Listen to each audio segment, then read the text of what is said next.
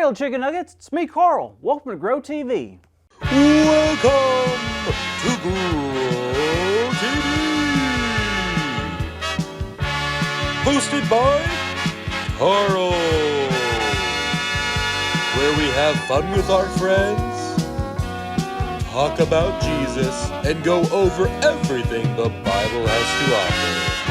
Now, once again, welcome to Grow TV.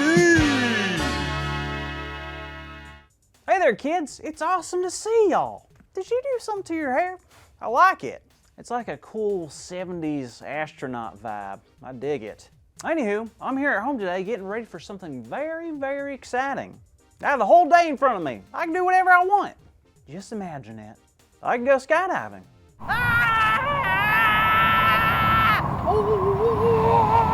Or I could go to a football game. Woo! Go football team! Go sports! I love sports! Yeah! I can go to the opera. I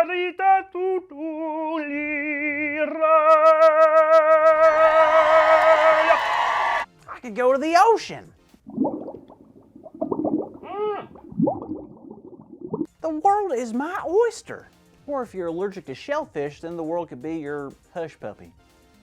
I'm telling you, today is the perfect day. Nothing, and I mean nothing, could go wrong. Oh, goodness, I thought I'd turn this off. Ah! No, this can't be. This can't happen. I can't believe it. Yo, my day is ruined. I just got word that it's Hooganduber season. Y'all don't know what a Hooganduber is? Okay, well, you're lucky. A Hooganduber is an exotic bird here in Florida. They're super colorful and really pretty to look at, but don't let that fool you. They'll fly in your hair and mess it all up. So bad to the point that you just have to shake it all off. When they flap their wings, they put out this terrible smell. It stinks up the whole neighborhood. And if that isn't bad enough, I'm allergic to them. This is awful. I wonder how long they'll be outside. Let's see. Are you kidding?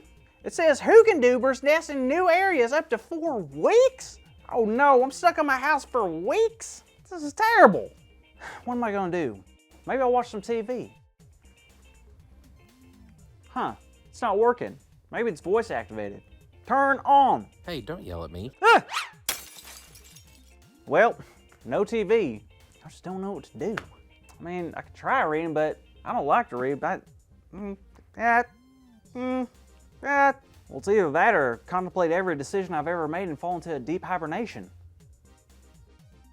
Reading it is. Now, what to read, what to read. All right, well, let's just pick a chapter of the Bible. But first, I'm going to ask God to really help me dive into this Bible.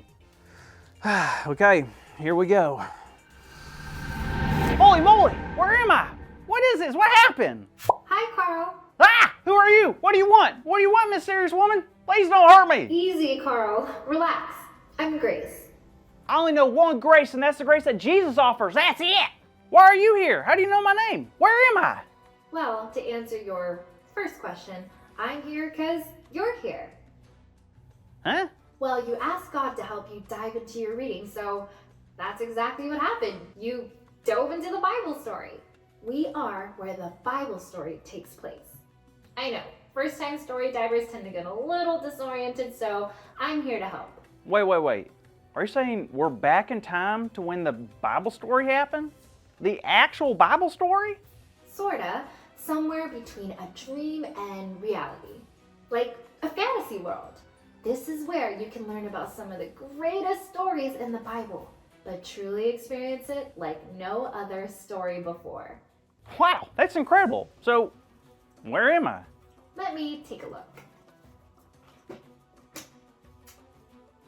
Well, if I'm reading this right, I believe you are in the book of Luke chapter 4. What happens then? Let me see. Oh yeah, this is a story of when Jesus was tempted in the wilderness. No way! I love that story. Really? Me too. It's a great story.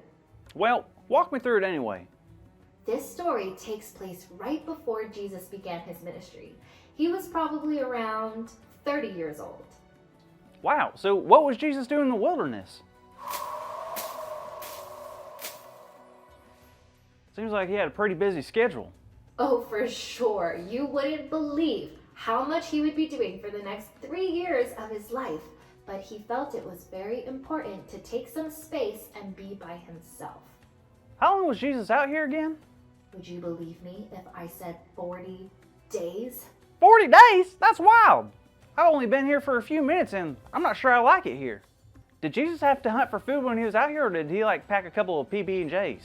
Well, if being out in the wilderness wasn't tough enough already, Jesus decided to fast from food the whole time he was out there.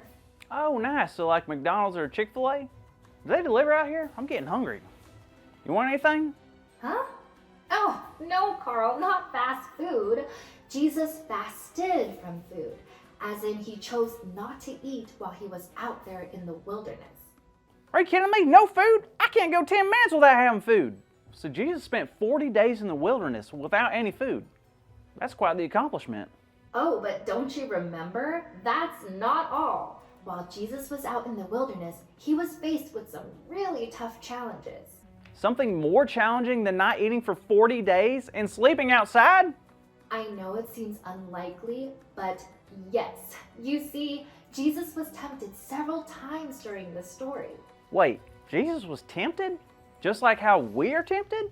Like the times when we get the urge to do something that we shouldn't do? Exactly. Jesus was tempted to turn a rock into bread so he could finally have something to eat. But he chose not to do it because fasting was very important to Jesus. Wow. First off, a rock into bread.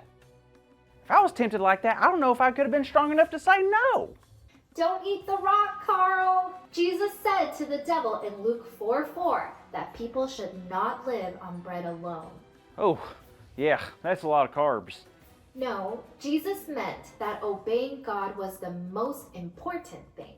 So Jesus stayed focused on God instead of giving in to what the devil told him to do. But right after that, it says Jesus was tempted again. How? He was brought up so he could see all the kingdoms in the world and was told that all of it would be given to him and he would be in charge of all the people in those kingdoms. All he had to do was just say the word. Well, what did he do? He said this, "It is written, worship the Lord your God and serve him only." Man, being out here, I can only imagine how tough it was for Jesus. I mean, for him to turn down the glory that was being offered so he could stop suffering and just have it easy. Was that it? Not yet. The devil tempted him one last time by telling Jesus to jump off the highest point of the temple. What? Why? The devil was testing him because if Jesus was really the Son of God, of course God wouldn't let Jesus get hurt. God would probably send angels to rescue him. Oh, so then Jesus should have done it to prove that he was God's son. No, Jesus didn't fall for the devil's tricks. Jesus knew the devil was twisting God's words and trying to make Jesus doubt God's power and love. So Jesus said, "Do not put the Lord your God to the test."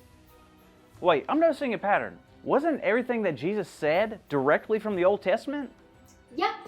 You see, God gave us the scriptures for many reasons, but one of them is to do exactly what Jesus used it for. Well, what was that? To fight temptation. God knows we will face many challenges in this world, but God also knows we can use the Bible to fight off anything that comes our way. Even hunger, anger, bad thoughts, and sadness? Yes, all of those.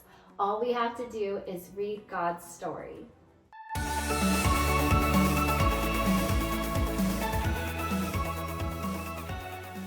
Well, hey there, kids. Wasn't that story a PageTurner?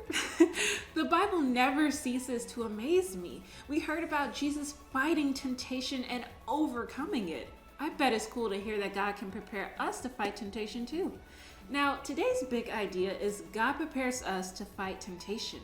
Now, let's say it out loud on the count of 3. Ready? 1, 2, 3.